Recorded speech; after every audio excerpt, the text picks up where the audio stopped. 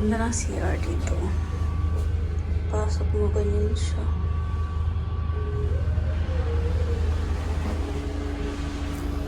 Hola, for today's video. At dahil magandang panahon, gala tayo. Hindi lang pala kami ang gala, may grupong gala din. Sobrang dami nila. Dahil gusto kong bumalik dun sa Atera 7 Falls, inaya ko asawa ko. Sabi ko mag-walking kami sa forest. Tingnan niyo naman, napakaganda ng tanawin. Nakaka-relax yung kagubatan. Mainit yung araw pero pag nasa bundok ka, ang lamig ng hangin. Pangalawang punta na namin dito. Hindi naman kasi siya kalayuan, kaya sabi ko sa asawa ko mag-picnic tayo. Walking na rin. Galing sa bahay mga 2 hours lang yata mahigit. At dahil walang toilet dun sa pupuntahan namin, magto-toilet muna tayo. Dito sa bungad may map sila kung saan nakalagay yung mga pasyalan dito banda sa Shinshiro. Part pa rin siya ng Aichiken. At dito sa malapit may camp din dito na pinupuntahan din namin ng asawa ko. At habang naglalakad kami ng asawa ko, nung sisilip sana ako dun sa may bangin, may nakita akong ahas. Sa sobrang gulat ko, napasigaw ako. Pati asawa ko napasigaw din. Nagulat dun sa sigaw ko. Pero yung ahas, unbothered siya. Hindi siya sumigaw. At parang ang sarap ng tulog niya. Saan kaya siya nagdisco kagabi? Ewan ko ba, sobrang ang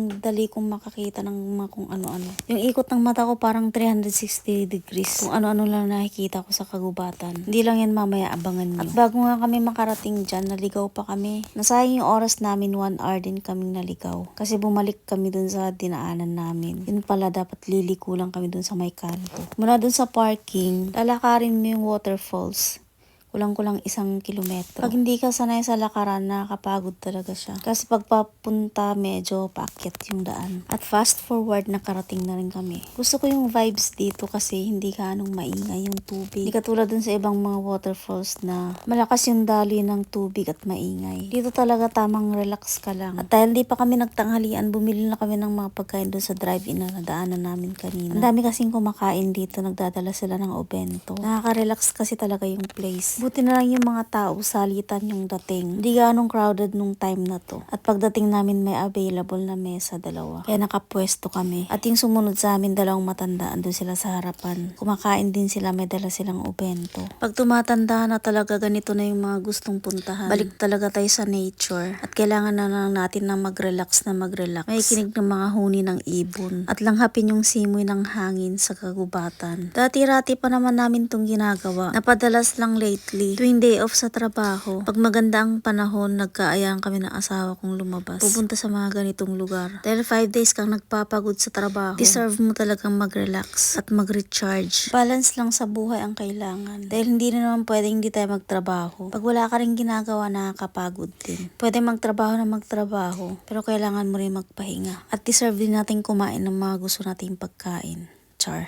Ang takaw. At habang nag-i-edit ako ng video na to, naglalaway ako, nangangasim ako sa strawberry. Ang sarap pa sana magtambay dito ng matagal kasi nga ang tahimik ng lugar. Kaya pagkatapos namin kumain, sabi ko sa asawa ko, akyat kami dun sa taas. Kasi dati nung pumunta kami, hindi namin inakyat dyan. Hanggang sa baba lang kami. Para kako matunay yung kinain natin. Maglakad-lakad tayo at umakyat sa hagdan. Nakapag-exercise din kasi yung asawa ko, ang tamad-tamad niyan maglakad. Pag inaaya ko yan mag-walking sa park, ayaw niya. Pag dito naman napipilitan siya maglakad, wala siyang choice. At kahit ako lately, hindi na rin ako nakakapag-walking sa park. Dahil mas gusto ko na lang matulog ng maaga at maaga kong gumigising. At minsan ginagawa ko, naglalakad ako pa uwi galing trabaho. Nasa 40 minutes din kasi pag nilakad galing sa workplace ko. Tamang-tamang exercise lang din minsan. Kaya minsan iniiwan ko yung bisikleta ko.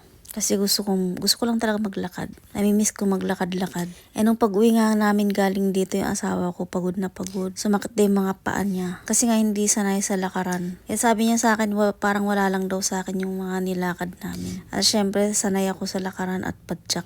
Biro mo 8 hours ako nakatayo, maglalakad pa ako ng kulang-kulang 1 oras po sa bahay. Pagdating ko sa bahay, diretso na ako nakatayo sa kusina. Nakakapagod siya, kaya lang bumabawi naman ako sa tulog. Kaya din siguro hindi ako masyadong napapagod kasi nga mahaba yung tulog ko. Talagang iniiwasan ko magpuyat. Kasi ang pinaka-late na tulog ko is 9 p.m. Madalas talaga 8 mahigit tulog na ako. At nagigising ako ng 5:30. Sarap talaga ng feeling pag mahaba yung tulog mo sa gabi. Kaya kailangan talaga ng balanse ang buhay. Kahit busy tayo sa trabaho, basta't nakakapagpahinga tayo ng tama, masaya ang buhay. Charot. At habang naglakad nga kami pauwi ng asawa ko, nag-picture-picture muna kami dito. Kasi nung last na punta namin dito, may picture ako dyan. Ito yung before and after. Ang galing lang talaga kasi may mga nilalagay sila mga upuan. Kung saan-saan may mga upuan dyan. Para pag napagod ka sa paglalakad, pwede kang umupo saglit. At magmuni-muni sa kagubatan. Kailangan mo lang talaga mag-ingat kasi may mga ahas. Syempre, teritoryo ng ahas ang kagubatan. Hindi mo talaga alam kung saan at kailan sila susulpot. Kaya dapat talaga mabilis ang mata mo.